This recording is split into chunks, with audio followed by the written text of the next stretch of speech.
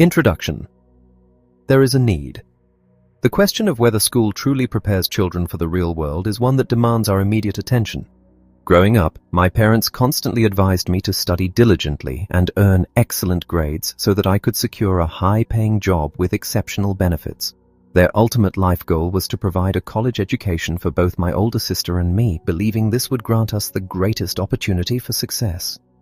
When I finally graduated with honors from Florida State University in 1976, holding a degree in accounting and ranking near the top of my class, my parents felt they had realized their crowning achievement. Following the traditional master plan, I was soon hired by a prestigious Big 8 accounting firm, and I eagerly anticipated a long career culminating in an early retirement. My husband Michael walked a remarkably similar path. We both originated from modest, hard-working families instilled with a formidable work ethic. Michael achieved the distinction of graduating with honors twice, first as an engineer and subsequently from law school. He was swiftly recruited by a highly regarded Washington, D.C. law firm specializing in patent law, which seemed to guarantee a bright future, a well-defined career trajectory, and a secure early retirement. Despite finding success in our respective professions, our careers have not unfolded exactly as we once anticipated. Although we have changed positions several times for all the right reasons, we found that there are no pension plans vesting on our behalf. Our retirement funds are expanding solely through our own individual contributions. Michael and I have built a wonderful marriage and raised 3 incredible children. At the time of this writing, 2 of them are attending college and 1 is just starting high school. We have invested a vast fortune to ensure our children receive the absolute best education available. However, our perspective shifted one day in 1996 when one of my children came home feeling deeply disillusioned and bored with school, expressing exhaustion from studying. He vehemently protested, questioning why he should dedicate time to studying subjects he would never actually use in real life. Reacting instinctively, I warned him that failing to get good grades would prevent him from getting into college, to which he calmly replied that he was going to be rich, regardless of whether he attended college. With a rising sense of motherly panic, I told him that without a college degree, he would never secure a good job, and without a good job, getting rich would be impossible. My son simply smirked and shook his head with a sense of mild boredom, lowering his head and rolling his eyes as my conventional motherly wisdom fell on deaf ears yet again. Though he is a polite, strong-willed, and smart young man, he boldly lectured me to get with the times. He pointed out that the wealthiest individuals in society, such as Michael Jordan and Madonna, did not achieve their riches because of their formal educations. He highlighted that Bill Gates dropped out of Harvard to found Microsoft, becoming the richest man in America while still in his 30s. He even noted that a baseball pitcher labeled as mentally challenged was earning over $4 million annually. A long silence stretched between us as it dawned on me that I was merely repeating the exact same advice my parents had given to me. The world around us had fundamentally changed, yet the advice we were passing down had remained completely stagnant. Good grades and a solid education no longer ensure success, a reality that nobody aside from our children seems to have noticed. My son expressed that he did not want to work as hard as his father and I did, predicting that following my advice would simply result in him working harder only to pay higher taxes and fall into debt. He was acutely aware of the lack of job security, the realities of corporate downsizing and right-sizing, and the fact that modern college graduates earn less than I did upon graduation. Realizing he could not rely on Social Security or company pensions for his retirement, he stated clearly that he needed new answers. He was absolutely right. Both he and I needed new answers, as the advice that worked for people born before 1945 could prove disastrous for those navigating a rapidly changing modern world. I realized I could no longer just tell my children to go to school, get good grades, and find a safe job. As both a mother and an accountant, I had grown deeply concerned about the severe lack of financial education provided in our schools. Many youths possess credit cards before graduating high school without ever taking a single course on money, investing, or how compound interest affects credit card debt. Without this vital financial literacy and an understanding of how money truly works, they remain completely unprepared for a world that heavily emphasizes spending over saving. This reality hit home when my oldest son found himself hopelessly drowning in credit card debt during his freshman year of college. After helping him destroy the cards, I embarked on a search for a program to educate my children on financial matters. My search yielded fruit when my husband called me from his office to say he had met someone I needed to meet. The man was Robert Kiyosaki, a businessman and investor who was applying for a patent on a new educational product that my husband believed was precisely what I had been searching for. Mike was so impressed with the educational prototype Robert was developing called Cash Flow that he arranged for us to participate in a test. Because it was structured as an educational game, I invited my 19-year-old daughter, a university freshman, to join us. The test involved about 15 people divided into 3 groups. Mike's assessment was entirely accurate. It was exactly the educational tool I had been looking for. The game featured a colorful Monopoly-style board with a giant, well-dressed rat in the center, utilizing a unique 2-track system, an inside track and an outside track. The primary objective was to escape the inside track, which Robert dubbed the rat race, and reach the outer track, known as the fast track, which simulated the way wealthy people invest and play in real life. Robert eloquently defined the rat race as the highly predictable path of the average educated, hardworking person. A child goes to school, gets fair to good grades, enters college, and then follows their programming by seeking a safe, secure career as a doctor, lawyer, or government employee. As they begin earning money, credit cards arrive in mass, and the shopping sprees commence. Having disposable income, they hang out with similar young people, date, and eventually marry, creating a blissful 2-income household. Feeling successful with a bright future, the couple decides to purchase a house, a car, a television, take vacations, and have children. The arrival of children creates an enormous demand for cash, prompting the couple to work even harder to seek promotions and raises. As raises materialize, so does another child and the necessity for an even larger home. They become deeply dedicated employees, perhaps taking on second jobs or returning to school for specialized skills to increase their earning power. While their incomes rise, they are simultaneously hit by climbing tax brackets, soaring real estate taxes on their large home, social security taxes, and an array of other hidden levies.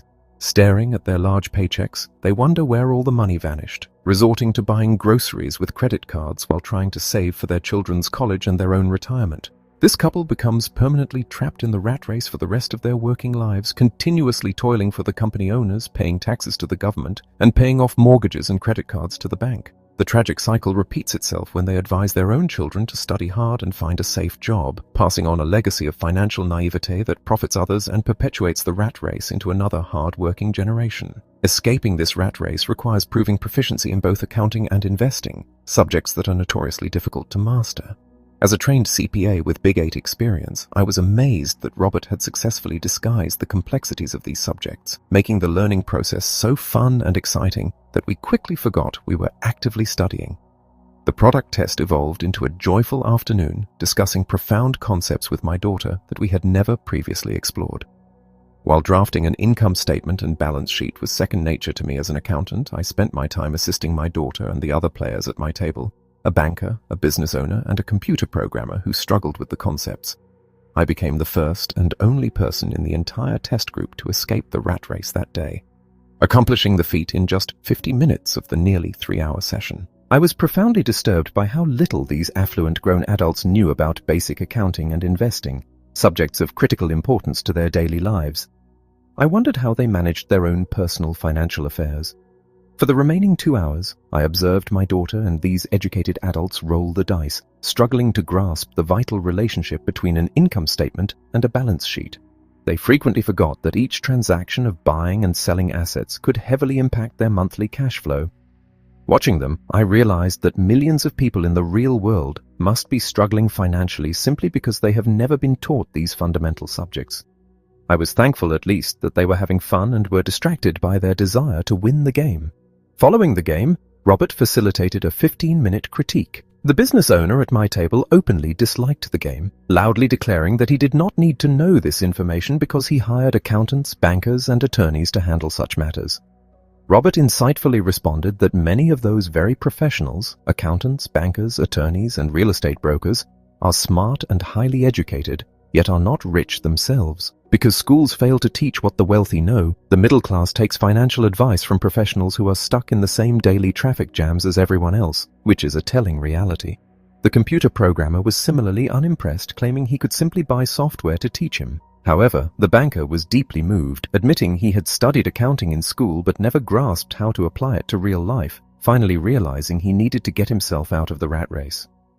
The most touching remarks came from my daughter, who expressed joy in learning how money really works and how to invest.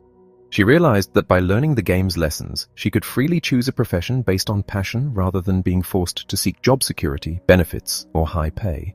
She understood she would no longer have to worry about the precarious nature of job security and social security that already plagued the minds of her peers.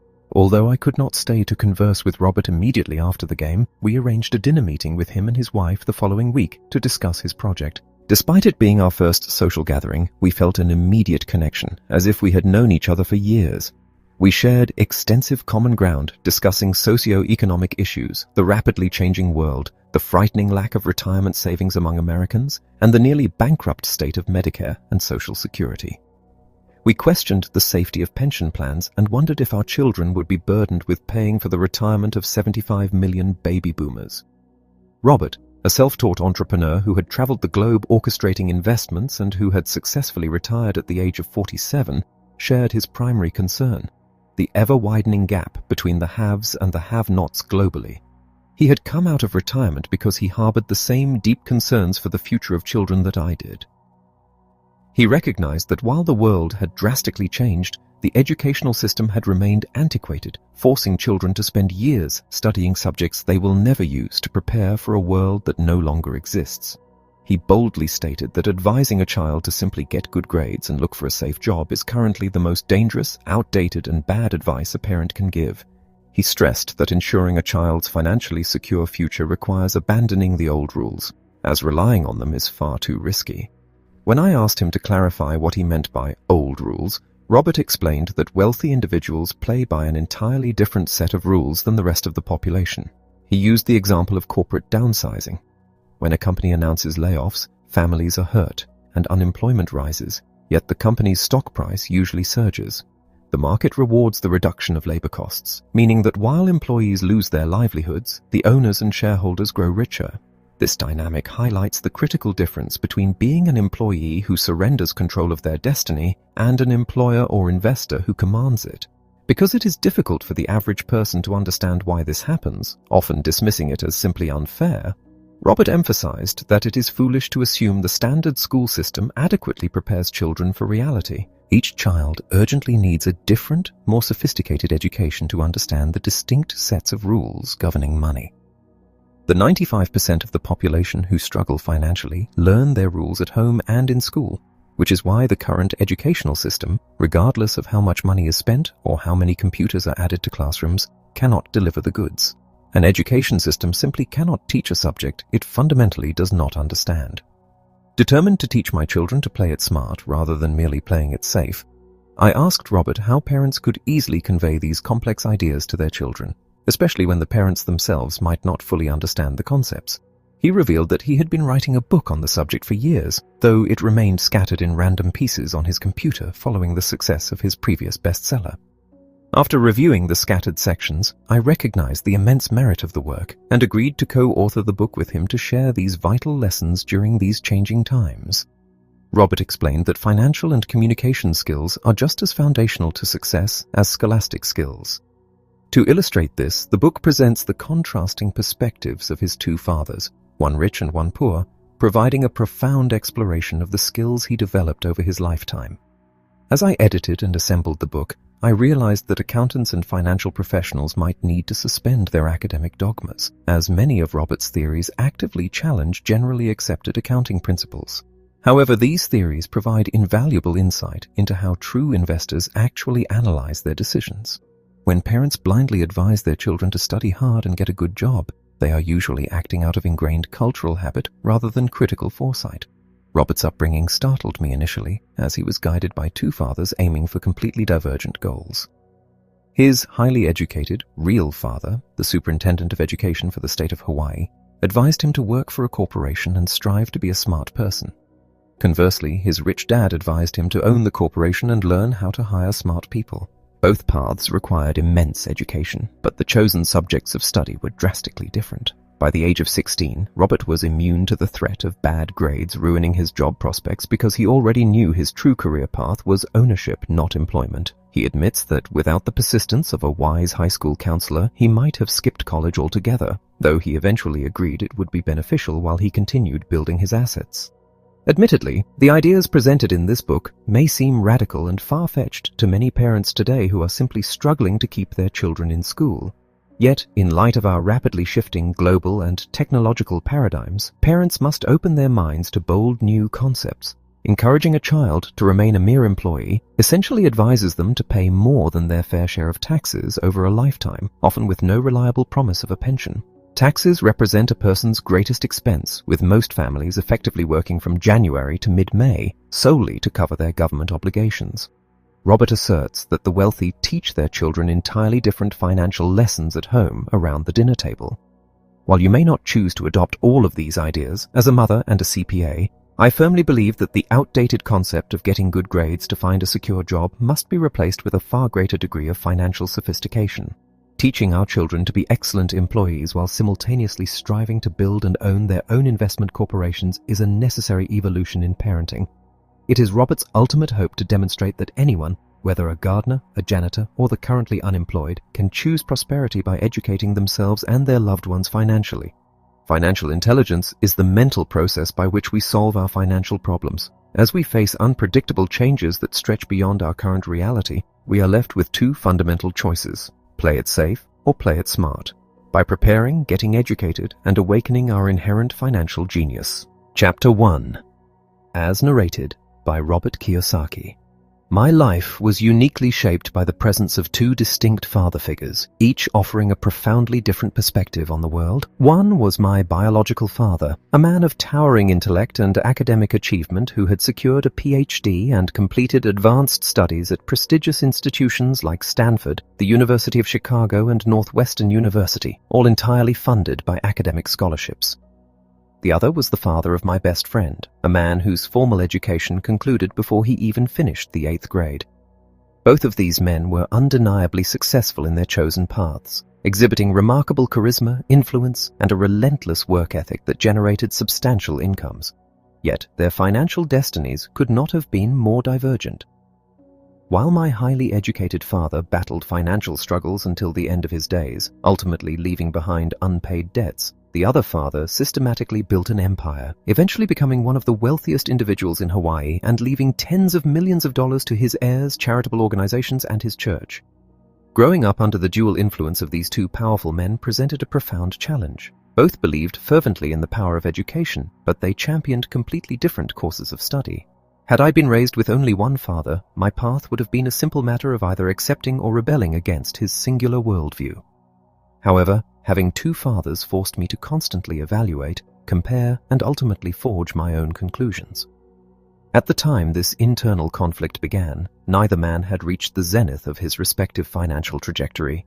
Both were young, navigating the early stages of their careers and managing the responsibilities of growing families. Yet their underlying philosophies regarding wealth were already starkly polarized. The contrast was unmistakable. One father firmly asserted that the love of money was the root of all evil, while the other countered that the lack of money was the true source of societal ills. As a young boy, this ideological tug-of-war was profoundly confusing. I desired to be a dutiful son and absorb their wisdom, but their teachings were inherently contradictory. This extreme disparity, particularly on the subject of money, ignited a deep curiosity within me. I found myself retreating into long periods of reflection, constantly analyzing their respective statements. It would have been far easier to blindly agree with the educated man or dismiss him entirely, but my love and respect for both forced me to weigh their words carefully. This rigorous mental exercise of analyzing and choosing my own paradigm proved to be an invaluable asset later in life. This early experience highlighted a fundamental flaw in how society addresses wealth. The perpetual cycle of the rich accumulating more wealth, the poor descending further into poverty, and the middle class drowning in debt is largely perpetuated because financial literacy is absent from our educational institutions. Instead, money management is a subject relegated to the dinner table. When struggling parents advise their children to study diligently and secure a stable job, those children may indeed graduate with exemplary academic credentials, but they enter the world burdened by the financial mindset of poverty. Our schools meticulously cultivate scholastic and professional competencies, but completely neglect financial intelligence. This systemic blind spot explains why incredibly bright professionals, doctors, accountants, and bankers, can excel academically yet flounder financially throughout their adult lives. It also explains why catastrophic national debts accumulate under the leadership of highly educated politicians who govern without a foundational understanding of economics. The looming insolvency of safety nets like Medicare and Social Security is a direct consequence of leaving financial education to a populace that is, by and large, already struggling. By carefully observing both fathers, I gained profound insight into the staggering power that our thoughts wield over our reality. My educated father frequently resigned himself to the phrase, "I can't afford it." My soon-to-be rich father, however, utterly banished those words from his household. He demanded that we ask, "How can I afford it?" He explained that the former is a definitive statement that effectively shuts down the mind, allowing one to succumb to mental laziness. The latter is a provocative question that forces the brain, the most extraordinary computer on earth, to engage, analyze, and work towards a solution. He did not advocate for the mindless acquisition of every desire. Rather, he was fanatical about exercising the mind.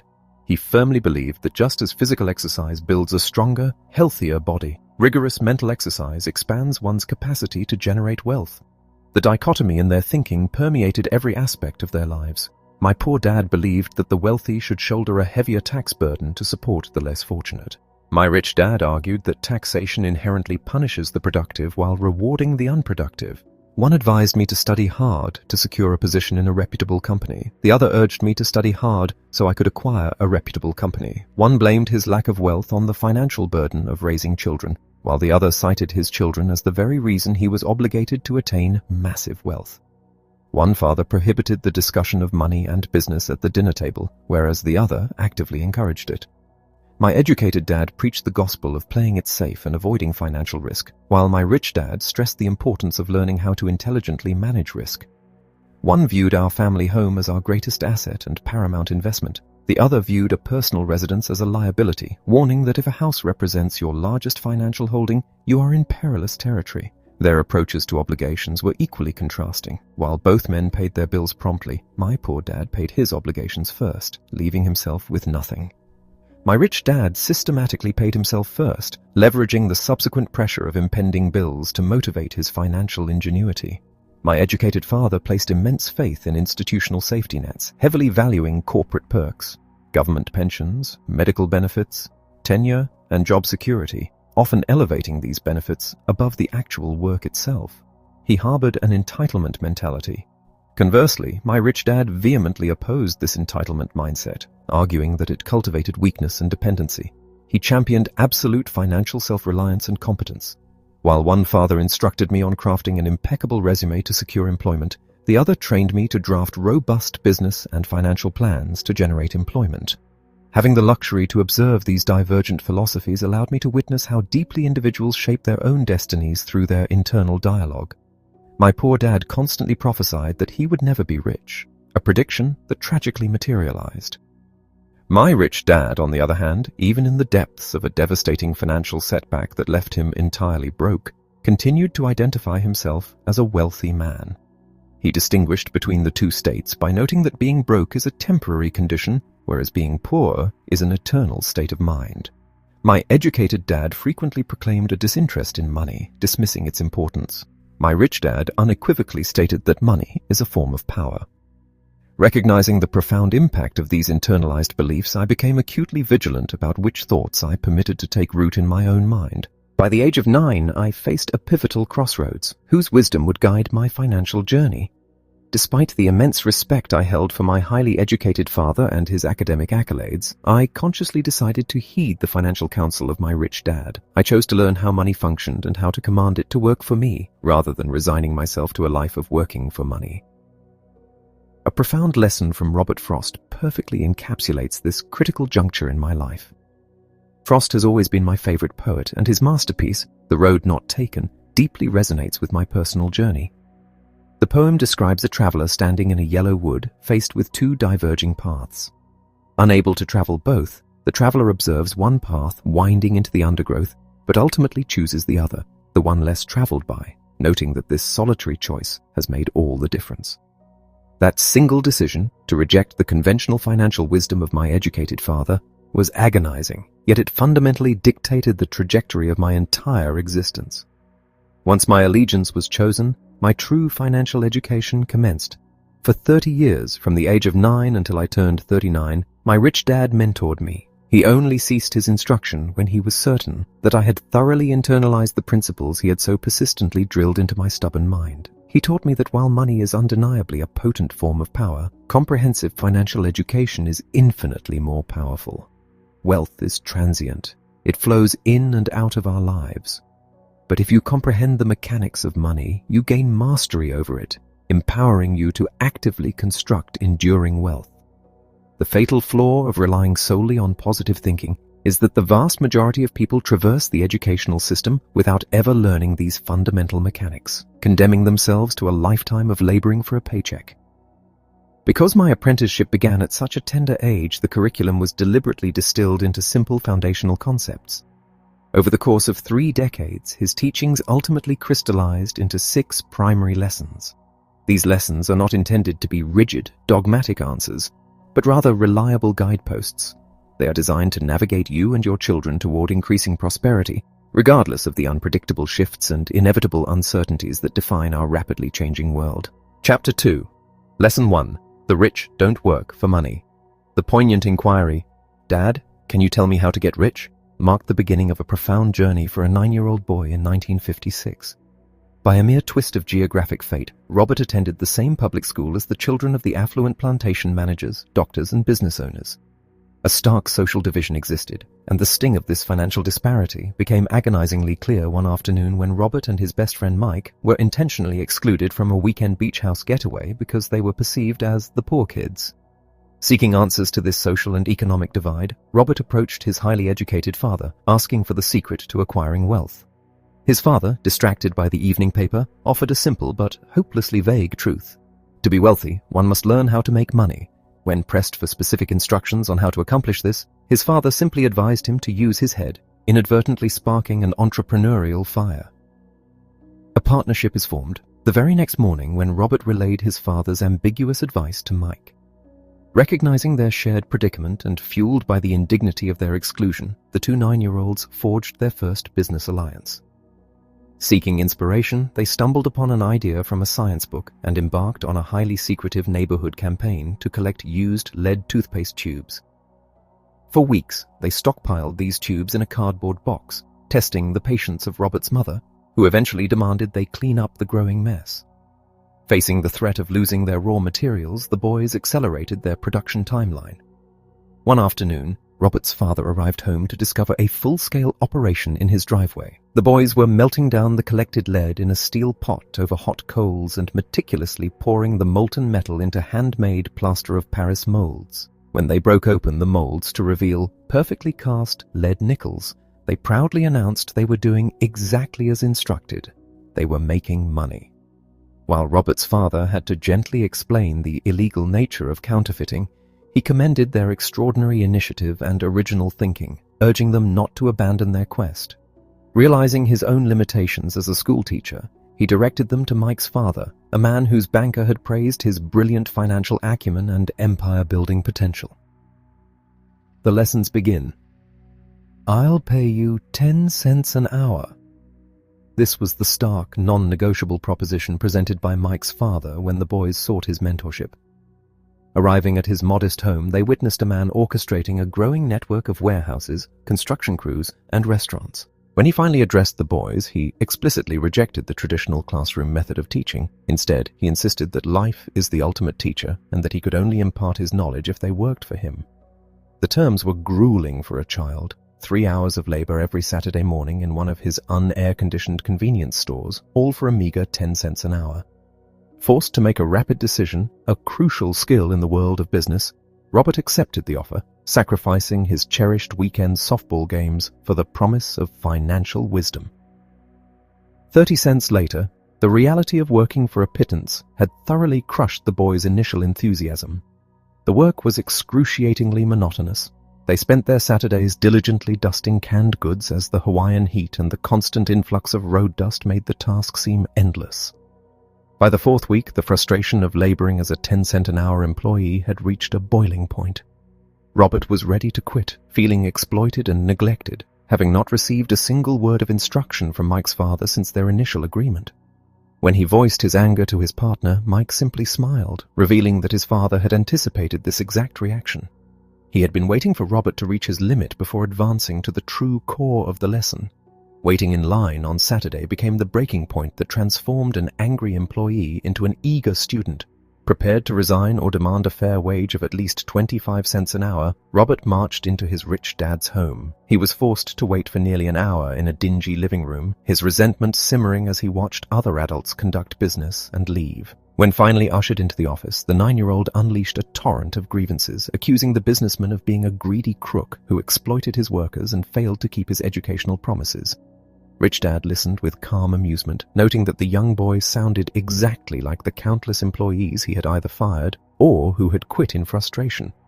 He explained that life rarely teaches through gentle lectures, rather life teaches by pushing people around. Most individuals either submit passively to the pushing or react blindly with anger against their jobs, their bosses, or their spouses. Only a rare few recognize the push as an invitation to learn and grow. By paying them virtually nothing, Rich Dad had deliberately orchestrated a simulation to give the boys a visceral taste of what the vast majority of people experience throughout their entire working lives. Avoiding one of life's biggest traps requires a conscious recognition of the emotional forces that drive human behavior. To illustrate this, Rich Dad took the boys to a nearby park and began to test their resolve. He systematically raised his hypothetical wage offer, tempting them with 25 cents, then $1, $2, and finally an absurd $5 an hour. With each escalation, Robert's internal desires flared, his mind conjuring images of the bicycles and baseball gloves the money could buy. Yet, as the offer reached ridiculous heights, a calm certainty settled over the boys. They recognized the temptation and chose not to yield to it. Rich Dad explained that this was the core of the trap. Human existence is perpetually governed by two dominant emotions, fear and greed. The fear of financial ruin drives people to seek the perceived security of a job. Once the paycheck arrives, greed and desire take over, blinding them with visions of consumer goods. This establishes a relentless cycle of working, earning, and spending, the rat race. He warned that simply acquiring more money rarely solves the problem, as these unchecked emotions merely drive individuals to increase their spending in tandem with their income. Even the incredibly wealthy are often driven by a magnified fear of losing their accumulated status. The only way to escape this psychological trap is to observe one's emotions objectively, using the mind to formulate long-term solutions rather than reacting instinctively to short-term fears. Seeing what others miss is the ultimate reward for severing the emotional reliance on a steady paycheck. To finalize the lesson, Rich Dad instructed the boys to return to work, but this time they would labor for absolutely nothing. By completely removing the expectation of financial compensation, he intended to force them to utilize their imaginations to identify opportunities that others, blinded by the pursuit of a wage, completely overlook. After weeks of unpaid, frustrating labor, the breakthrough finally materialized. Robert noticed the store manager discarding the bottom halves of unsold comic books while retaining the top halves for distributor credit. Recognizing the hidden value, the boys negotiated an agreement to keep the discarded comics, under the strict condition that they not be resold. They transformed an unused basement space into a neighborhood comic book library, charging local children a 10-cent admission fee for 2 hours of unlimited reading. They even hired Mike's studious sister to manage the daily operations. The business was a resounding success, generating a consistent $9.50 a week without their physical presence. They had successfully navigated the transition from employees working for money to business owners whose assets worked tirelessly for them, proving that the wealthy do not work for money. They invent systems that generate it. Chapter 3. Lesson 2. Why Teach Financial Literacy? By the year 1990, the transition of power was complete. My childhood friend Mike assumed total control of his father's vast financial empire, and he has since managed it with a level of skill that surpasses even his father's remarkable achievements. Today, we catch up over a game of golf once or twice a year, and the sheer scale of the wealth he and his wife have cultivated is staggering. The empire we watched being built from a dusty convenience store is in extraordinarily capable hands, and Mike is currently preparing his own son to inherit the mantle. just as his father once prepared us. For my part, I achieved full retirement in 1994 at the age of 47, while my wife, Kim, was 37. This milestone does not imply a cessation of all productive activity. Rather, it signifies a state of absolute financial liberation. Barring a catastrophic global event, our accumulated wealth continues to grow autonomously, vastly outpacing inflation regardless of whether we choose to engage in daily labor. Achieving this level of freedom is akin to cultivating a massive tree. For years you must diligently carry water to nourish the sapling, protecting it through fragile seasons. Eventually, its roots plunge deep enough into the earth to sustain itself, and the tree no longer requires your constant labor. Instead, it offers you a permanent canopy of shade to enjoy. Whenever I address audiences about this journey, I am inevitably inundated with questions seeking quick fixes. People eagerly ask for the secret to success, the quickest path to millions, or the perfect book that will magically transform their financial standing. When confronted with this desperate search for immediate wealth, my thoughts invariably return to a specific piece of historical caution. The richest businessman. There is a profound lesson hidden in the events of 1923, when a group of the world's most powerful and affluent leaders convened at the Edgewater Beach Hotel in Chicago. This gathering included titans of industry, such as the heads of the largest independent steel and utility companies, the president of the New York Stock Exchange, a member of the president's cabinet, and some of the most formidable stock speculators of the era. They were the undisputed masters of the financial universe. Yet, history records a grim epilogue for these individuals. A mere quarter-century later, the vast majority of those men had met tragic ends. Several died utterly penniless, surviving their final years on borrowed money or in exile. Others suffered severe mental breakdowns, spent time in prison, or tragically took their own lives. While the exact catalysts for their individual downfalls are complex, it is undeniable that the devastating market crash of 1929 and the subsequent Great Depression played a significant role. The overarching point, however, is that the era we navigate today is characterized by even swifter and more volatile changes than those men experienced. The coming decades will inevitably bring massive economic booms and equally destructive busts. My deep concern is that modern society remains intensely fixated on the mere acquisition of money, entirely neglecting the true source of lasting prosperity, financial education. If individuals cultivate flexibility, maintain an open mind, and continuously learn, they will extract immense wealth from times of transition. Conversely, those who mistakenly believe that a sudden influx of cash will cure all their troubles are destined for a perilous journey. Money without financial intelligence is astonishingly fleeting. We are constantly bombarded with tragic stories of lottery winners who transition from poverty to immense wealth, only to find themselves destitute once again in a matter of years. We read about celebrated professional athletes who command multi-million-dollar salaries in their 20s, only to end up working minimum wage jobs or living on the streets by their mid-30s, stripped of their fortunes by trusted advisors or their own reckless spending. The fundamental truth that escapes most people is that financial success is not measured by how much money you initially earn, but by how much of that money you are able to keep and for how many generations you can preserve it.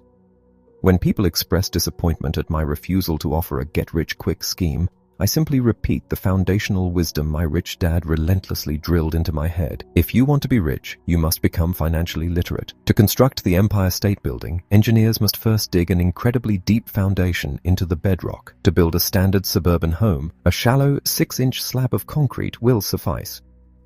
The tragedy of the modern pursuit of wealth is that millions of people are frantically trying to erect a towering financial skyscraper on a fragile 6-inch slab. Our agrarian-era educational system sends young adults into the world with zero foundational knowledge of money. Consequently, they find themselves trapped in suburban debt, suffering sleepless nights and desperately seeking a rapid solution to a structural problem. Rule 1. You must know the difference between an asset and a liability, and buy assets. This was my rich dad's singular overriding rule. It sounds almost absurdly simplistic, causing many highly intelligent adults to dismiss it. Yet, the vast majority of financial suffering stems directly from an inability to distinguish between these two concepts. The wealthy acquire true assets, whereas the poor and the middle class acquire liabilities under the mistaken belief that they are purchasing assets. When Mike and I were first taught this rule, we were baffled that something so straightforward could be the ultimate secret to wealth. If it were that simple, we reasoned, everyone would be rich. But the confusion arises from how we are educated to define these terms. If you consult a standard dictionary or a formally trained accountant, You will encounter complex jargon that practically requires a translation for the average person. My rich dad believed in the absolute necessity of keeping things simple for two young boys. He stripped away the academic dogma and declared that an asset is simply something that puts money into your pocket, while a liability is something that takes money out of your pocket. Financial literacy is not merely about recognizing numbers on a page, it is about reading the story those numbers tell. In financial reporting, the narrative is revealed through the flow of cash. You must understand the intimate relationship between an income statement, which tracks the money flowing in and out, and a balance sheet, which weighs your assets against your liabilities.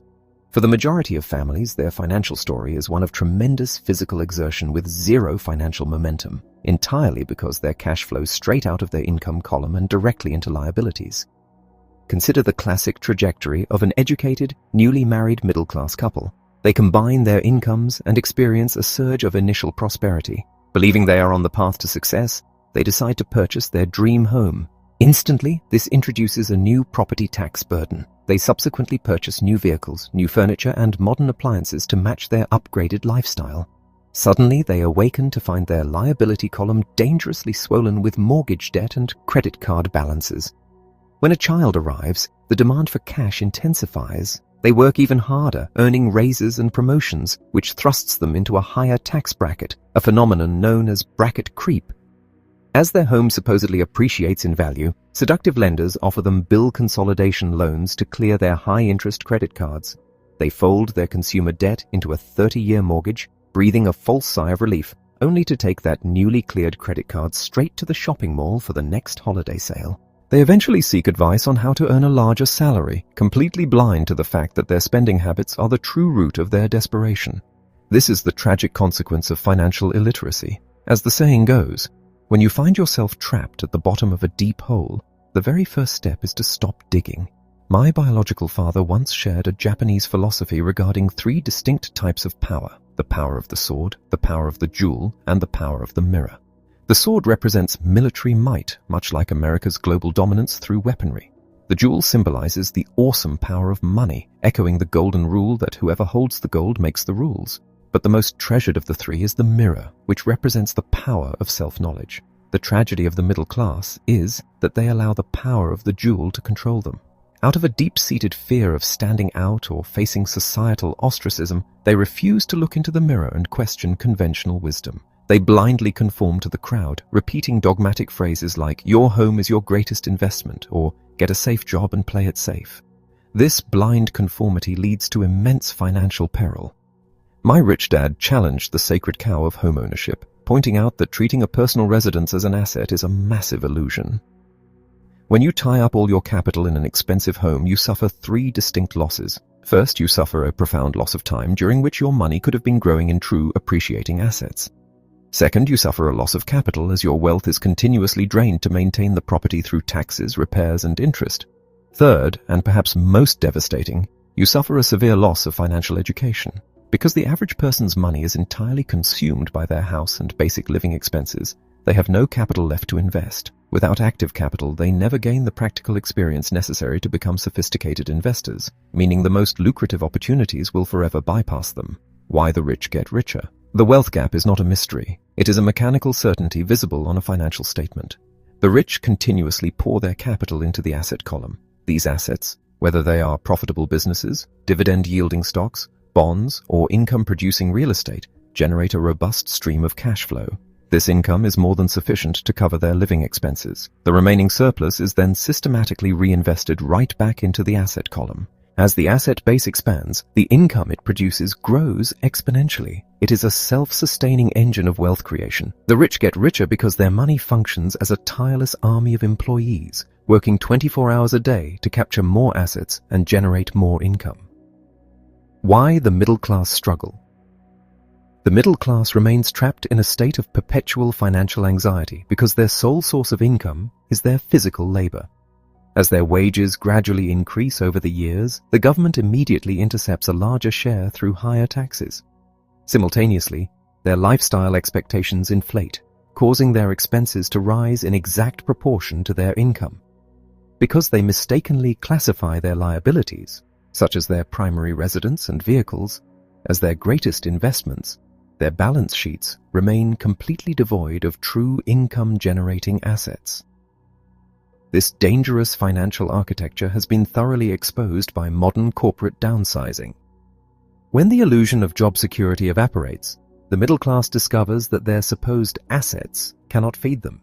In fact, their houses and cars continue to consume their dwindling savings. Panic drives them to seek safety in diversified mutual funds simply because they lack the financial literacy to confidently evaluate direct investments. They are forced to play it safe and avoid risk because their financial foundation is built on quicksand. The definitive solution is to start minding your own business. You can absolutely maintain your daytime profession, but you must redirect your focus toward acquiring real assets. These are businesses that operate without your daily physical presence, high-yielding financial instruments, and real estate that puts cash in your pocket every month. You must rigidly manage your expenses, aggressively shrink your liabilities, and never allow a dollar to escape your asset column once it has been captured. True wealth is not measured by the superficial trappings of luxury or a highly inflated net worth, but by a metric formulated by the visionary Buckminster Fuller. Wealth is simply defined as a person's ability to survive forward in time. If you completely stopped working today, how many days could you maintain your current standard of living? You cross the threshold into true wealth the exact moment the passive income generated by your asset column equals or exceeds your monthly living expenses. At that moment, you are no longer dependent on an employer, the government, or a paycheck. You are finally and permanently free. Chapter 4. Lesson 3. Mind your own business. In the mid-1970s, the visionary founder of the McDonald's franchise, Ray Kroc, was invited to address an assembly of MBA students at a prominent university in Texas. Following a compelling and inspiring presentation, a group of the students invited the legendary entrepreneur to a local establishment for a few drinks. As the group settled in, Kroc posed a deceptively simple question to the aspiring business leaders, asking them to identify his true line of business. The students assumed he was joking. When a heavy silence filled the room, he pressed them again. Finally, a confident student spoke up, stating the obvious. Everyone knew he was in the hamburger business. Kroc chuckled, expecting that exact response, and then delivered a profound revelation that would alter the students' perception of wealth forever. He stated that he was not in the hamburger business at all. His true business was real estate. Kroc elaborated on the architecture of his empire. While the outward operational focus was undoubtedly selling hamburger franchises, the underlying strategy hinged entirely on the physical location of each restaurant. He understood that the land and the specific intersection where a franchise was built were the actual determinants of its long-term success. In essence, the individuals purchasing the franchise rights were simultaneously funding the acquisition of prime real estate for his overarching corporation. Today, that organization stands as the largest solitary owner of real estate across the globe, holding some of the most lucrative and valuable intersections in the world. This historical anecdote serves as a defining lesson, proving that recognizing one's actual business is paramount to building enduring wealth.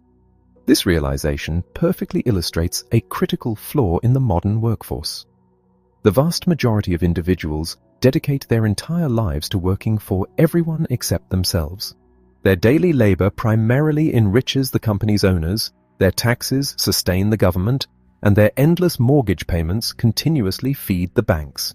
The third profound secret of the wealthy is a direct imperative: mind your own business. Financial struggle is almost always the direct consequence of dedicating a lifetime to another person's enterprise, a path that routinely leaves the worker with absolutely nothing to show for their efforts at the end of their career. Our contemporary educational structure is intensely focused on preparing the youth to secure employment by developing specific academic and technical skills. Their entire existence becomes tethered to their wages, locking them firmly into the income column. After acquiring scholastic fundamentals, they advance to specialized training, becoming engineers, chefs, police officers, or attorneys. These skills allow them to enter the workforce and trade their time for a paycheck. However, there is a monumental distinction between a profession and a business. When asked about their business, an individual might claim they are a banker. Yet upon further inquiry, they will admit they merely work at the bank. They do not own it. They have fundamentally confused their daily profession with their long-term business. Ray Kroc, conversely, maintained a clear distinction. His profession was sales, but his actual business was the strategic accumulation of income-producing real estate.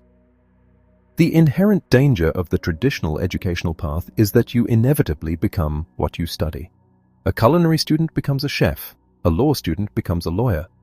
In the process of embodying their studied professions, people tragically forget to mind their own business.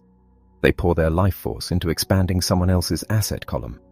To achieve genuine financial security, an individual must pivot their attention toward their own asset column rather than merely obsessing over their income statement. The wealthy prioritize the expansion of their assets while the rest of society fixates on securing raises, promotions, or additional shifts. Actions like returning to school for an advanced degree or taking a second job may seem responsible, but they keep the individual locked into the income column unless the additional revenue is deliberately channeled into acquiring genuine assets. The middle class clings to the illusion of safety precisely because they lack a solid financial foundation. When economic downturns or corporate downsizings occur, the extreme vulnerability of the average worker is exposed. Their supposed assets, their homes and their vehicles, suddenly reveal themselves as liabilities, consuming cash each month while offering no financial lifeline. Furthermore, the concept of net worth is frequently misleading. When applying for a loan, standard accounting practices allow individuals to list depreciating personal effects, such as a television, golf clubs, or tailored suits, as assets. Yet these items lose a massive percentage of their value the moment they are purchased. A brand new car immediately sheds a quarter of its worth upon leaving the dealership. Relying on these items to inflate one's net worth is a dangerous fiction. A true asset is not a consumer good. It is an entity that actively produces cash flow. The directive to mind your own business does not necessitate quitting a daytime profession. It means continuing to excel at your job while simultaneously building a robust portfolio of real assets. This portfolio can include businesses that operate independently of your direct involvement, meaning you own them, but they are managed by others. If your physical presence is required to sustain the operation, it is not a business. It has become another job. Other genuine assets include stocks, bonds, mutual funds, income-generating real estate, promissory notes, and royalties from intellectual property. The key is to acquire assets that you genuinely appreciate and understand. For instance, an affinity for real estate or a fascination with startup companies can transform the process of investing from a chore into a passionate pursuit. The ultimate goal is to reach a point where every dollar channeled into the asset column is viewed as a dedicated employee. The profound beauty of money is its ability to work relentlessly, 24 hours a day, across multiple generations. By keeping expenses low and diligently minimizing liabilities, an individual creates a growing army of capital that tirelessly generates more capital. As this cash flow matures and expands, it eventually provides the means to acquire luxuries. The critical distinction lies in the timing and the funding of these indulgences. The affluent secure their assets first, allowing the passive income generated by those investments to fully fund their luxury purchases. The poor and the middle class, driven by an impulse to appear wealthy, tend to purchase large houses, expensive jewelry, or luxury vehicles up front, typically financing them with heavy credit. These credit-fueled purchases are paid for with their own sweat and the future inheritance of their children. A genuine luxury is only ever a reward for the successful cultivation of a real asset. When the income from an investment portfolio pays for a luxury vehicle, the object becomes a symbol of applied financial intelligence rather than a burdensome debt. Once this mindset is firmly established and the asset column is thriving, an individual is finally prepared to harness the most potent and heavily guarded secret of the wealthy class. Chapter 5, Lesson 4, The History of and the Power of Corporation. The romanticized legend of Robin Hood has been celebrated in classrooms for generations, depicting a noble hero who liberated wealth from the affluent to sustain the destitute. Yet, an alternative perspective views this ideology not as heroic, but as fundamentally flawed and ultimately destructive. The enduring philosophy of redistributing wealth, taking from the rich to provide for the poor, has historically proven to be the very mechanism that inflicts the most severe financial pain upon the middle class. The heavy taxation burdens shouldered by modern society are a direct descendant of this well-intentioned but misguided ideal. To truly grasp the mechanics of this system, one must understand the evolution of taxation. Originally, both in the United States and abroad, permanent taxes did not exist. Governments relied on temporary levies strictly to fund major conflicts or national emergencies. However, as the 20th century dawned, the permanent income tax was codified into law. The crucial historical detail that is frequently overlooked is how this legislation was sold to the public. It was marketed exclusively as a mechanism to penalize the ultra-rich. The masses, believing they would never be targeted, enthusiastically voted the tax into existence. Unfortunately, government bureaucracies and capitalistic enterprises operate on diametrically opposed reward systems. In the realm of government, success and prestige are measured by the expansion of budgets and the hiring of more personnel. The larger the organization, the more respect the bureaucrat commands. Conversely, the capitalist is rewarded for extreme efficiency, for spending less and streamlining operations. As the government's bureaucratic machinery inevitably expanded, its appetite for capital became insatiable. The tax net, originally designed to capture only the wealthiest individuals, was steadily lowered until it ensnared the very middle and lower classes who had originally championed its creation. The truly wealthy, however, did not passively accept this new financial reality.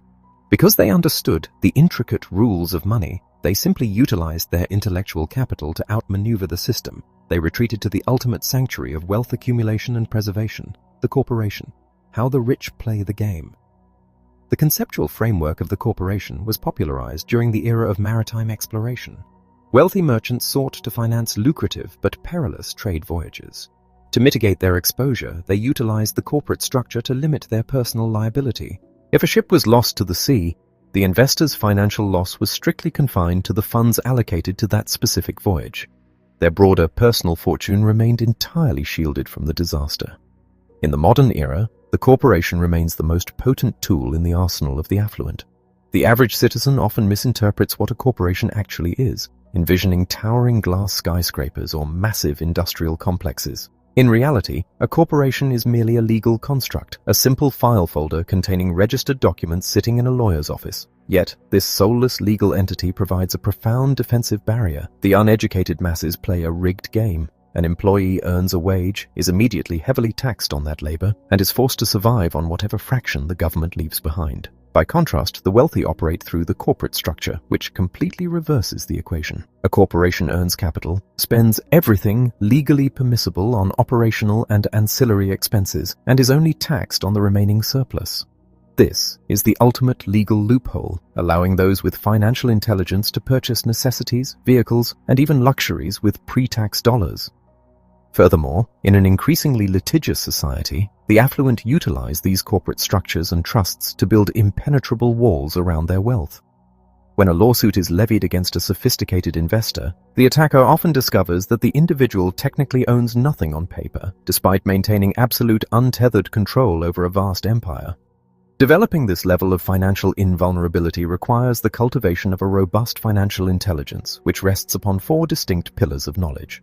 The first pillar is financial literacy, the vital accounting skill required to read numbers and decipher the narrative hidden within an income statement and balance sheet. The second pillar is the science of investing, the creative, strategic process of utilizing capital to aggressively generate more capital. The third pillar involves a deep understanding of the markets, grasping the fundamental and emotional forces of supply and demand that dictate where value is moving.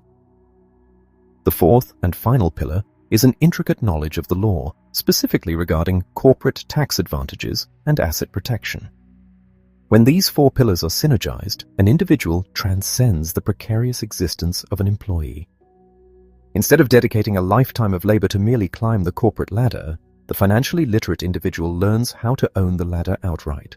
They do not cower before government agencies or bill collectors. They study the rules intricately and leverage the system's own architecture to build, protect, and exponentially grow their enduring prosperity. Chapter 6. Lesson 5.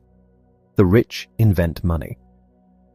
Consider the dawn of the telecommunications era when Alexander Graham Bell, armed with a revolutionary patent for the telephone, approached the titans at Western Union. He offered to sell his nascent enterprise and the patent for a mere fraction of its ultimate worth. The established giant, blinded by its own dominance, arrogantly dismissed him. From the ashes of that rejection, Bell forged forward, birthing a multi-billion-dollar industry and forever altering global communication. Contrast this historical triumph with a modern tragedy frequently broadcast on the evening news. A middle-aged corporate manager, caught in the relentless gears of company downsizing, pleading tearfully with security guards just to speak to the owners, terrified of losing his home and failing his family. These contrasting vignettes illuminate a profound truth about human nature and success. Every individual is endowed with extraordinary potential and unique gifts, yet the primary obstacle to realizing that potential is rarely a lack of technical knowledge. Rather, it is a paralyzing surplus of self-doubt and fear. The real world rarely rewards pure academic intelligence. Instead, it rewards audacity, tenacity, and courage. Within the human psyche exists a dual nature, one capable of profound bravery and another that can easily succumb to begging on its knees when threatened. True financial genius requires the deliberate activation of that bolder self. When fear is allowed to dominate, the internal genius is silenced, and the individual retreats into the illusion of safety. The necessity of awakening this bold financial intelligence is inextricably linked to the rapid transformation of our world. We are living in an era of unprecedented, breathtaking change. Historically, wealth was defined by the ownership of land. Later, during the industrial age, wealth shifted to those who controlled factories and production. Today, we have transitioned firmly into the information age, where wealth flows to those who possess the most timely and relevant knowledge. Unlike physical land or heavy machinery, information traverses the globe instantaneously, completely unhindered by borders. This rapid evolution will forge countless new millionaires, but it will also ruthlessly leave behind those who cling to antiquated concepts. The greatest liability a person can possess today is an old idea. Clinging to the comfort of past certainties while blaming technology, employers, or the economy for current struggles is a guaranteed path to obsolescence. To navigate this new reality, individuals must profoundly alter their relationship with money and learning. Traditional educational models, heavily reliant on passive lectures, often fail to stimulate genuine understanding. Interactive experiences, however, serve as powerful mirrors, reflecting an individual's behavioral patterns and financial comprehension. Consider the experience of a recently divorced woman participating in an educational financial simulation designed to teach the mechanics of cash flow. Navigating the relationship between an income statement and a balance sheet proved intensely frustrating for her. When the simulation confronted her with sudden debt, symbolized by the impulsive purchase of a luxury item, and subsequent unexpected unemployment, her reaction was visceral anger. She condemned the exercise and demanded to leave, unable to bear the reflection it offered. Her profound discomfort stemmed not from the mechanics of the activity, but from the painful truth it revealed about her own life. For decades, she had surrendered all financial responsibility to her husband, participating in the mindless accumulation of consumer goods while ignoring the underlying numbers. When her marriage dissolved, she was left with nothing but liabilities and a profound ignorance of how wealth is actually managed. The simulation merely held up a mirror to her reality, exposing the severe consequences of leaving one's financial destiny in the hands of another. The true purpose of financial education is not simply to teach arithmetic. It is to cultivate the ability to generate diverse options. When faced with economic adversity or unexpected setbacks, the financially literate mind does not freeze in panic. It creatively invents solutions. True wealth is not merely about accumulating currency, it is about the creative capacity to invent it. Those who quickly navigate their way to financial independence are invariably those who understand the language of numbers and possess the creativity to forge multiple paths to prosperity. They understand how to analyze opportunities and take calculated risks rather than blindly seeking the false comfort of job security. Conversely, individuals who possess money but lack this fundamental intelligence often find their wealth rapidly slipping away, outmaneuvered by a dynamic economy that rewards those who truly understand how to make money work for them. Chapter 7. Lesson 6. Work to learn. Don't work for money.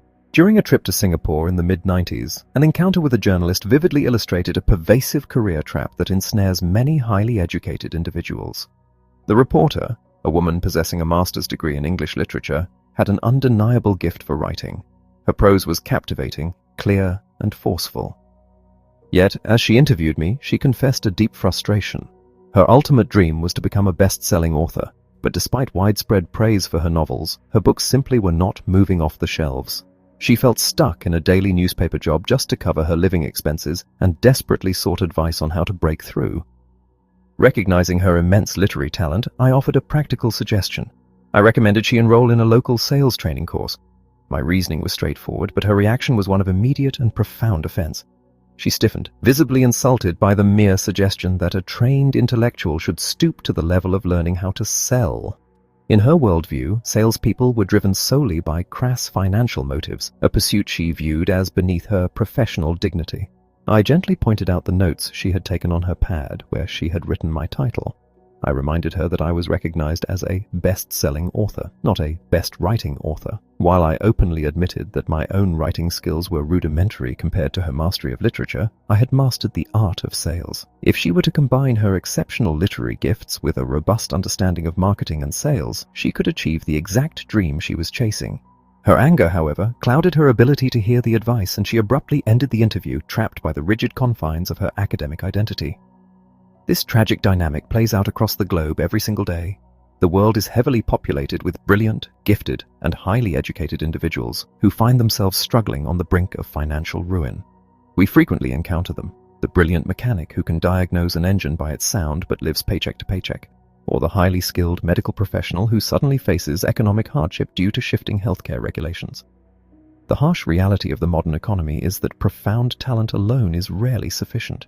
In many cases, these individuals are separated from immense wealth by the absence of just one single complementary skill.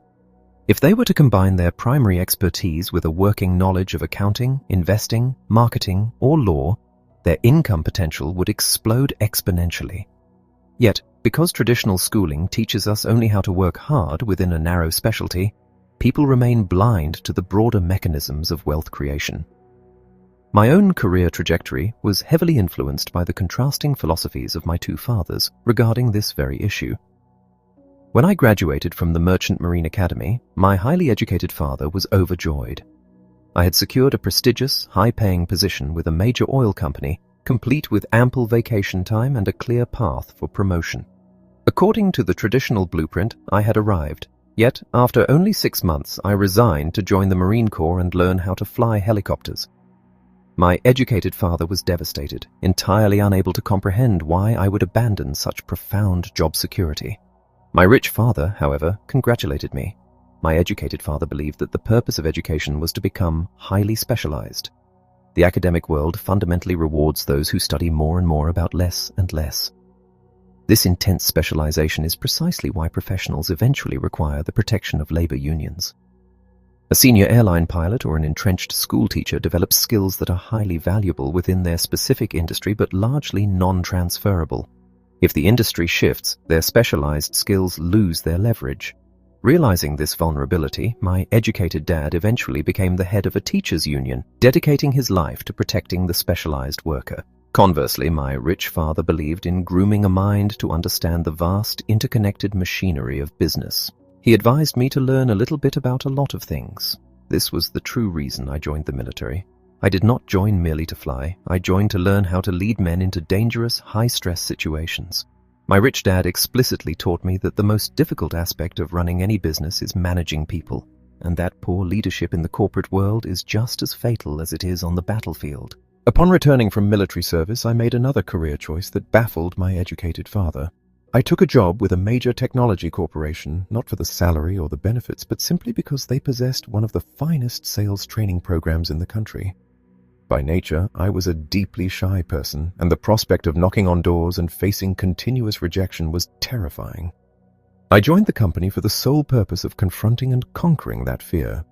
I stayed only until I consistently ranked as one of the top salespeople, and once that specific skill was mastered, I resigned to build my own enterprise. I was not working to earn a comfortable paycheck. I was working strategically to acquire the specific tools I needed for my ultimate goal. To successfully build and maintain an asset column, an individual must master 3 foundational management skills: the management of cash flow, the management of systems, and the management of people. Underlying all of these is the paramount importance of communication. The ability to effectively communicate, negotiate, and sell, whether to a customer, an employee, a business partner, or even a family member, is the cornerstone of personal and financial triumph. Most people shy away from these skills because they are paralyzed by the fear of rejection. They hide behind their specialized degrees, hoping their technical competence will act as a shield against the real world. Financial intelligence also requires an understanding of the profound law of reciprocity. To be truly wealthy, one must be both a relentless student and a generous teacher. Both of my fathers were incredibly generous men, but they practiced giving in fundamentally different ways. My educated dad gave tirelessly of his time and knowledge, but he believed he could only give money once he had a surplus that naturally never materialized. My rich dad, however, viewed giving as the crucial first step in the cycle of wealth. He donated heavily to charities and his church, operating on the firm belief that if you desire something, be it money, love, friendship, or opportunity, you must first give it away. When people struggle financially, it is frequently because they are clinging too tightly to what they have, focusing entirely on receiving rather than providing value. True wealth is not captured. It is attracted through the generous application of knowledge, the courageous acquisition of diverse skills, and the willingness to step outside the paralyzing comfort of specialization. Chapter 8. Overcoming Obstacles. Attaining financial literacy is a monumental achievement, yet it is merely the foundation of true wealth.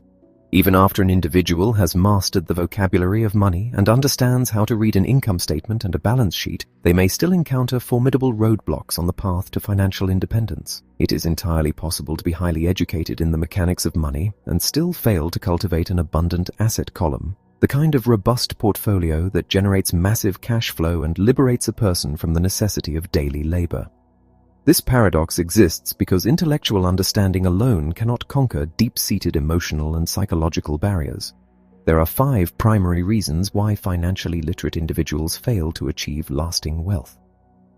The first of these barriers is reason number 1, overcoming the fear of losing money. It is a universal truth that no one inherently enjoys losing money. However, in all the realms of wealth creation, it is virtually impossible to find a truly affluent individual who has never suffered a financial loss. Conversely, the world is heavily populated by poor and middle-class individuals who have never lost a single dime in the realm of investing simply because they have never dared to enter it. The fear of financial loss is exceptionally real and entirely human. Even the wealthiest investors experience it. The differentiating factor between unparalleled financial success and a life of fiscal mediocrity is not the absence of fear, but rather how one chooses to handle that fear and the inevitable losses that accompany risk. Financial phobias are as common as the fear of heights or spiders. For those who find themselves paralyzed by the prospect of risking capital, the most logical defense mechanism is to start building wealth as early as possible. The staggering power of compound interest acts as a profound safety net for the cautious. There is an astronomical difference in the final accumulation of wealth between an individual who begins systematically saving and investing at age 20 versus one who waits until age 30. By allowing time to perform the heavy lifting, those who harbor a deep aversion to risk can still achieve financial security without exposing themselves to the volatile edges of the market. However, for those seeking a more accelerated path to freedom, the philosophy of the Texas mindset offers a powerful alternative. The cultural ethos of Texas embraces scale and audacity. When they win massively, and when they lose, it is often a spectacular event. Yet, the true secret of this mindset is not a desire to fail, but a deep-seated pride in the attempt and a refusal to hide from defeat. When faced with a devastating military loss at the Alamo, the survivors did not bury the memory of their failure. Instead, they weaponized it, transforming a crushing defeat into a ferocious rallying cry that ultimately propelled them to victory and forged a legendary tourist destination. This illustrates the most closely guarded secret of the wealthy. Failure inspires winners, whereas failure permanently defeats losers. The vast majority of the population plays the financial game purely not to lose, rather than playing to win. They construct highly balanced, conservative portfolios filled with low-yield instruments, seeking safety above all else. While this is certainly better than having no investments at all, it guarantees a slow, stagnant financial existence. True wealth creation requires periods of intense, unbalanced focus. Every significant leap forward, from learning to ride a bicycle to accumulating millions, requires abandoning the safety of equilibrium. To build a towering asset column, one must cultivate the courage to place significant capital into carefully analyzed, concentrated opportunities. If the pain of losing money is greater than the joy of achieving absolute financial freedom, the individual is destined to remain trapped in the cycle of safe, unrewarding labor. The next barrier is reason number 2, overcoming cynicism. We all harbor a degree of internal doubt, a voice that constantly whispers scenarios of impending doom. This internal Chicken Little is perpetually terrified that the economic sky is falling, paralyzed by what-ifs concerning market crashes, unforeseen expenses, or personal inadequacies. This internal fear is frequently magnified by external noise from well-meaning friends, family members, and sensationalized media broadcasts. Society is saturated with individuals who have absolutely no practical experience in wealth creation, yet who eagerly dispense pessimistic advice warning against the dangers of investing. Yielding to this cynicism carries a devastating financial cost. Consider the common scenario of an individual who locates a deeply discounted real estate opportunity only to abandon the purchase because an uneducated neighbor confidently declares it a terrible deal. Months later, as the property's value surges and rental income skyrockets, the cynical neighbor suffers no consequences, while the individual who listened to the noise forfeits a massive leap toward financial independence. A similar dynamic occurs with high-yield investments, such as tax lien certificates. While sophisticated investors secure robust state-guaranteed returns, the cynical masses settle for meager interest rates at local banks, convinced that anything offering a higher yield must inherently be a scam. The antidote to this paralyzing doubt is rigorous analysis. Unchecked fear creates a cynic who only knows how to criticize. Courage coupled with financial literacy creates a winner who knows how to analyze. When the average person hears about real estate investing, their immediate cynical reaction is often an absolute refusal to fix broken toilets. They allow a minor manageable inconvenience to completely blind them to the immense power of the asset class. A financially intelligent individual, utilizing analysis over criticism, simply factors the cost of a professional property manager into the investment equation. By addressing the specific objection through strategic problem-solving, they eliminate the obstacle and secure the asset. When doubt and fear threaten to stall your momentum, the most effective response is to relentlessly analyze the numbers, objectively evaluate the risks, and fry the cynical Chicken Little that seeks to keep you poor. The third barrier is reason number 3, laziness. The modern manifestation of laziness rarely looks like physical inactivity. In fact, the most common form of laziness is staying chronically busy. Countless individuals bury themselves in grueling work schedules, endless errands, and trivial distractions specifically to avoid confronting the terrifying realities of their financial health or the deterioration of their personal lives. Deep down, they are acutely aware that they are neglecting their wealth, but their perpetual busyness provides a socially acceptable excuse for their inaction. The cure for this psychological laziness is the strategic application of a little greed. Throughout history, the desire for a better life has been the engine of human progress. Yet many people have been conditioned since childhood to view any form of desire or ambition as inherently sinful or selfish. They are taught to suppress their natural yearning for abundance with heavy doses of guilt. This guilt forces the mind into a state of apathetic resignation, perfectly summarized by the phrase, "I can't afford it." This definitive statement acts as an intellectual off switch, allowing the brain to stop working and the spirit to accept defeat. To break free from this lethargy, one must replace the paralyzing statement of defeat with the provocative question, "How can I afford it?" This subtle shift in language forces the brain, the most powerful supercomputer on Earth, to engage, analyze, and hunt for creative solutions. It awakens the human spirit and rekindles the drive to achieve. When you feel the familiar pull of avoidance and the desire to retreat into the comfort of the rat race, you must consciously ask yourself what your life would look like if you never had to work again. By allowing yourself to clearly visualize the profound benefits of financial freedom, you weaponize your own self-interest, using it to obliterate the laziness that masquerades as a busy schedule. The fourth roadblock is reason number 4, habits. A person's ultimate financial destiny is far more dependent upon their daily habits than their formal education. The fundamental difference between the rich and the struggling classes is vividly illustrated by how they manage their cash flow in relation to their obligations. The standard, deeply ingrained habit of the middle class is to pay every single creditor, bill collector, and government agency first, leaving only the meager leftover scraps, if any exist at all, to invest in their own asset column. The wealthy cultivate the exact opposite habit. They pay themselves first. Regardless of whether they are flush with cash or temporarily short on funds, a predetermined portion of their income is unconditionally diverted into their asset column before a single bill is paid. This habit may seem intensely counterintuitive and irresponsibly dangerous to the financially uneducated, but it is a masterclass in psychological motivation. By paying themselves first, the wealthy intentionally create an immense external pressure. The impending demands of creditors and tax collectors act as a powerful, unavoidable catalyst that forces their financial genius to awaken. Instead of submitting to the anxiety and allowing the bullies of the billing world to dictate their lives, they use that very pressure to creatively generate new streams of income, ultimately making themselves significantly stronger, smarter, and wealthier. The habit of paying yourself last guarantees a life of quiet desperation. The habit of paying yourself first guarantees a life of forced financial evolution. Finally, we confront reason number 5, arrogance. Arrogance is the destructive combination of ego and profound ignorance. In the complex world of money and investing, it is a devastating liability. Individuals frequently use bluster and arrogance as a psychological shield to mask their utter lack of knowledge regarding a particular financial subject. When discussing complex investments or market trends, many people will aggressively defend indefensible positions simply to avoid the humiliation of admitting they do not understand the mechanics at play. True financial intelligence requires absolute intellectual honesty. The moment you realize you are ignorant about a specific asset class or financial strategy, you must completely suppress your ego and actively seek out education.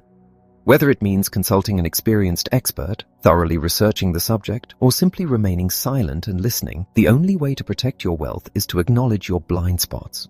What you know is the mechanism that generates your wealth. What you stubbornly refuse to learn, hidden behind a veil of arrogance, is the very mechanism that will ultimately destroy it. Chapter 9. Getting Started. It is a common misconception that the acquisition of wealth is a seamless, effortless journey. Finding lucrative financial opportunities is, in reality, quite straightforward, akin to the initial wobbling experienced when learning to ride a bicycle. Once the balance is found, the process becomes second nature. The true challenge lies in the mental determination required to push through that initial instability. A seasoned gold miner once remarked that gold is present everywhere, but the majority of people are simply not trained to perceive it. This rings absolutely true in the realm of real estate and investing. A trained mind can spot multiple profound opportunities in a single day, while an untrained individual will walk the exact same streets and see absolutely nothing. Our culture has largely sedated our inherent financial genius, feeding us dogma about the evils of money and the false security of lifelong employment. To break free from the masses who blindly follow the path of working, spending, and borrowing, one must actively awaken that dormant intelligence through a series of deliberate actions. 1. I need a reason greater than reality. The power of spirit. When asked if they wish to be financially free, almost everyone will enthusiastically say yes. However, when the stark reality of the required effort sets in, the enthusiasm quickly fades. It is far easier to simply accept a predictable paycheck and let someone else manage the excess. True financial independence requires an emotional fortitude that can only be fueled by a profound underlying purpose. This purpose is forged from a powerful combination of deep desires and intense aversions. One might harbor a visceral hatred for the idea of working as a subservient employee for an entire lifetime, or deeply resent the prospect of having the government seize the fruits of a lifetime's labor upon death. These aversions give birth to equally powerful desires, the yearning to travel freely, to control one's own schedule, and to possess a lifestyle dictated by absolute choice rather than obligation. Just as an elite athlete sacrifices sleep and social engagements out of a deep-seated love for their ultimate goal, an investor must cultivate an emotional core strong enough to sustain them through inevitable setbacks. Without a reason significantly greater than the harsh realities of the journey, the path to wealth will simply appear as too much work. 2. I choose daily. The power of choice. The fundamental desire to live in a free society is rooted in the power of choice. In the financial realm, this power is exercised every single time a dollar enters our hands. With that solitary dollar, we hold the absolute authority to dictate our future. We can choose to be rich, we can choose to be poor, or we can choose to join the struggling middle class. Spending habits are the ultimate reflection of a person's true character and mindset. Choosing wealth means actively deciding to learn how to acquire true assets day after day. Unfortunately, the vast majority of the population passively chooses not to be wealthy, rationalizing their decision with dismissive phrases, claiming a lack of interest in money, or insisting that there is plenty of time to worry about the future later. These thought patterns rob the individual of their two most precious resources, their time and their capacity to learn. A temporary lack of capital is never a valid excuse for a lack of financial education. The pursuit of prosperity is a conscious daily choice regarding how we allocate our time, our funds, and the information we allow into our minds. 3. Invest first in education. The human brain is the single most potent asset over which we exercise absolute dominion. The choice of what to feed this asset is paramount. While the masses choose to consume endless hours of mindless entertainment, those on the path to wealth deliberately choose to invest in their financial literacy. It is a severe error to frantically purchase real estate or stocks without first investing the time to understand the underlying mechanics of those specific vehicles. True financial intelligence requires deep humility. When encountering an investment philosophy that contradicts one's own, the intellectually arrogant will immediately argue and defend their rigid worldview. The truly intelligent, however, will actively suppress their ego, reviewing a lecture or rereading a complex text dozens of times to genuinely grasp the perspective of a master investor. By maintaining an open mind, an individual can absorb the vast experiences of others, effectively doubling their own analytical power. Arrogance, which is often a mask for hidden ignorance and fear, blinds the mind to new possibilities. Enduring wealth is built by those who value active listening far more than talking. 4. Choose friends carefully. The power of association. Note, numbering as per original text. The influence of our social circles is profound. While one should never select friends based solely on the size of their financial portfolios, there is immense value in consciously learning from the varying economic realities of those around us. Individuals who have cultivated massive wealth inherently enjoy discussing the mechanics of money, business, and strategy. By engaging with them, one can absorb invaluable insights and forward-thinking tactics. Conversely, those who are perpetually trapped in financial struggle often view discussions of wealth as taboo or offensive. From them, one learns the critical lesson of what practices to avoid. It is imperative to guard one's mind against the pessimistic voices of the world, the well-meaning but frightened individuals who constantly predict economic doom and attempt to talk others out of lucrative opportunities. Allowing the blind fear of others to dictate your financial actions is a guaranteed path to mediocrity.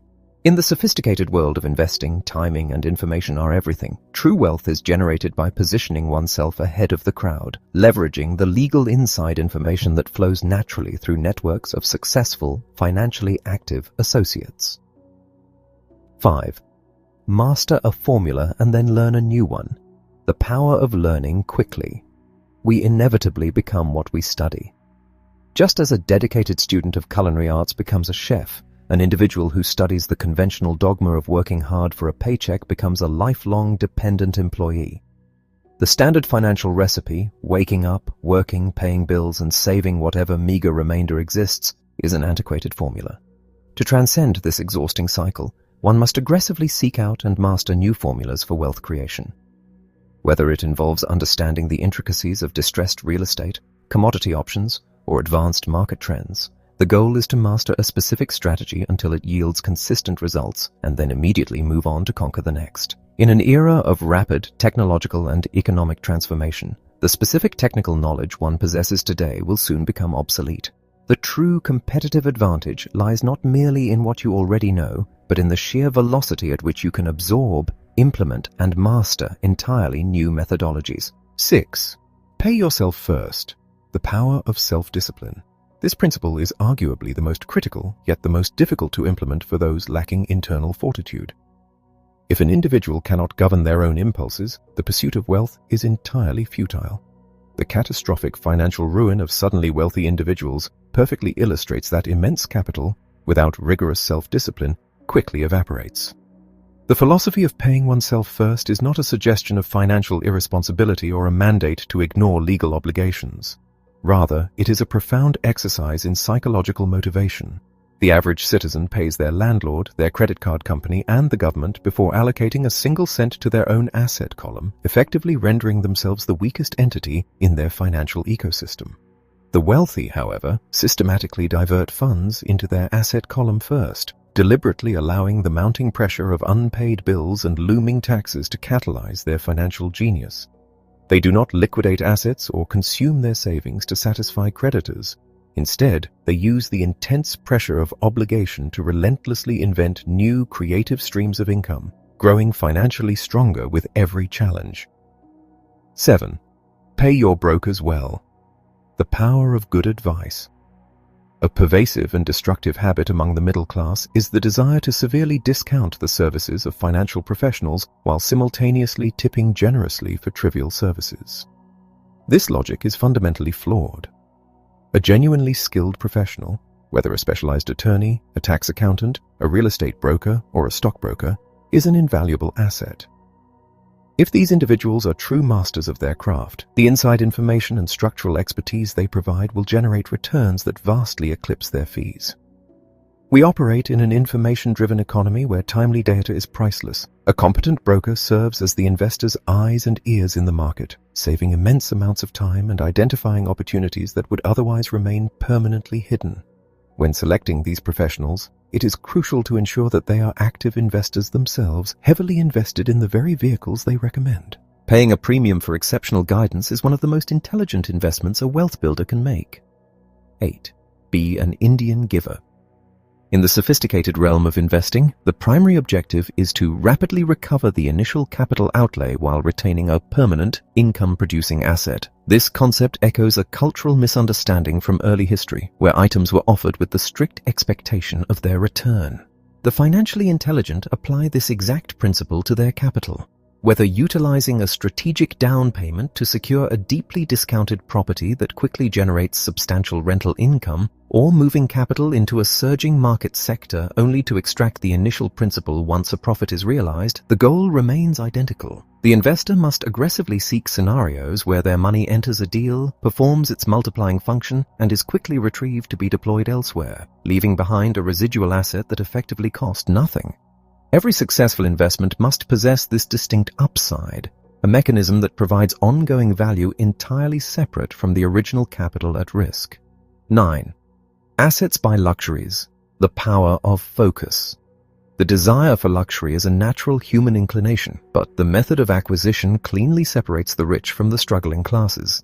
The financially uneducated instinctively turn to consumer credit, burdening themselves with crushing debt simply to project an illusion of affluence. This impulsive consumption is the ultimate destroyer of generational wealth. The financially intelligent, however, harness this desire for luxury as a powerful motivational tool. When a strong yearning for a high-end vehicle or a lavish indulgence arises, they do not suppress it, nor do they seek a bank loan. Instead, they channel that intense emotional desire into the creation or acquisition of a new asset. They direct their capital and their unyielding focus entirely toward building an investment that will eventually generate the specific cash flow required to purchase the luxury outright. In this manner, the luxury ceases to be a suffocating liability and instead becomes a hard-earned reward for applied financial intelligence and disciplined focus. 10. The need for heroes. The power of myth. Childhood is defined by the emulation of heroes. By closely observing and copying the techniques of legendary figures, children effortlessly absorb complex skills, temporarily adopting the very persona of their idols to achieve greatness. This powerful mechanism of learning through emulation is tragically discarded in adulthood. To achieve extraordinary financial success, one must consciously resurrect this practice by adopting profound financial heroes. By meticulously studying the investment strategies of titans, understanding their analytical frameworks, or absorbing their bold negotiating tactics, an investor can tap into a limitless reservoir of proven genius. Heroes demystify the highly complex. They demonstrate that monumental success is achievable, inspiring the investor to transcend their own perceived limitations and act with the same decisive bravado as the financial legends they study. 11. Teach, and you shall receive. The power of giving. The universe operates on a profound principle of reciprocity. The most fiercely guarded secret of immensely wealthy dynasties is the understanding that giving must inevitably precede receiving.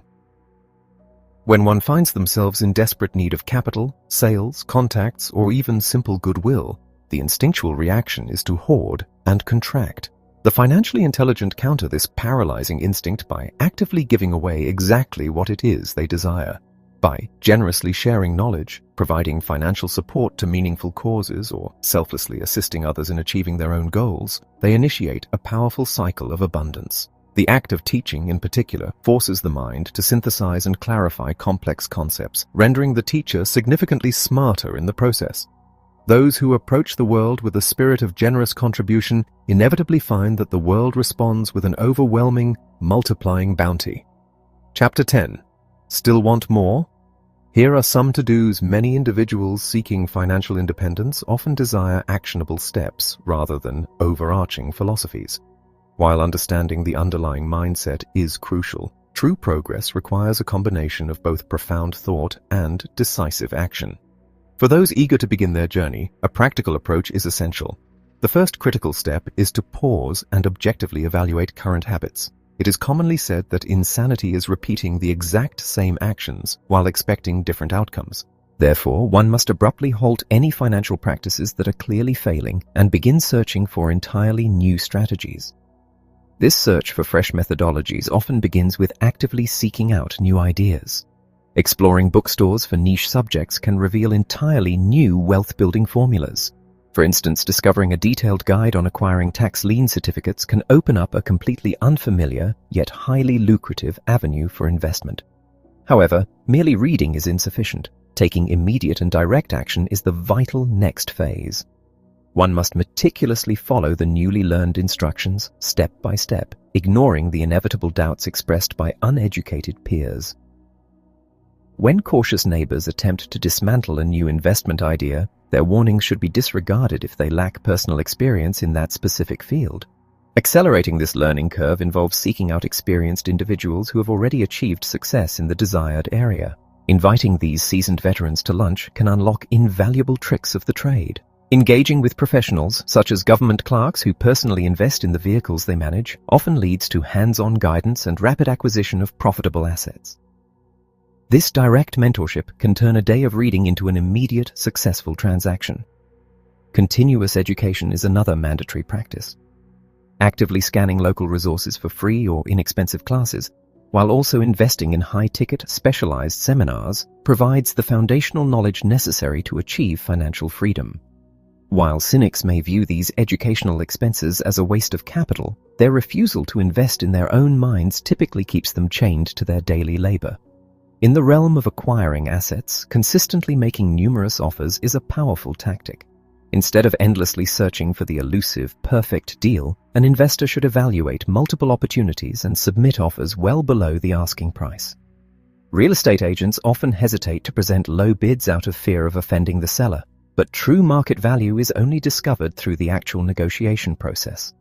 Sellers are rarely insulted. They are usually just desperate for an interested party. To mitigate risk, these offers should always include simple escape clauses, such as making the purchase contingent upon the approval of a business partner, a title that can playfully refer to anyone, even a household pet. This playful approach highlights that business is fundamentally a game of searching, offering, rejecting, and negotiating, much like the process of dating. Identifying profound opportunities often requires routine, physical observation of a specific market. Regularly jogging or driving through a targeted neighborhood allows an investor to spot subtle changes. Profitable investments are born from the intersection of a bargain and a changing environment. Lingering for sale signs hint at highly motivated sellers, while the presence of moving trucks or new retail establishments indicates an impending shift in the area's economic landscape. Engaging in brief conversations with postal workers or delivery drivers can yield astonishingly accurate intelligence about the neighborhood's trajectory. The financially intelligent understand that consumer behavior is entirely backward. When retail goods go on sale, the masses rush to purchase them, but when financial markets experience a correction or a sale, the masses flee in terror. Conversely, when markets inflate, the uneducated suddenly decide to buy. True investors secure their profits at the moment of purchase, not at the moment of sale. They bypass traditional retail brokers and hunt for deep discounts in foreclosure departments, utilizing specialized knowledge purchased through prior education. Finally, wealth is accelerated by thinking on a larger scale and understanding the mechanics of supply and demand. Instead of hunting for a small, affordable piece of an investment, a masterful strategy involves securing a massive asset first and then dividing it among other eager buyers. By purchasing in bulk and satisfying the demands of others, the initial investor can frequently retain a portion of the asset entirely for free. The monumental success stories of history all began with small enterprises that dared to act. Ultimately, the distinguishing factor between enduring prosperity and financial struggle is the willingness to abandon inaction and immediately put acquired knowledge into aggressive practice.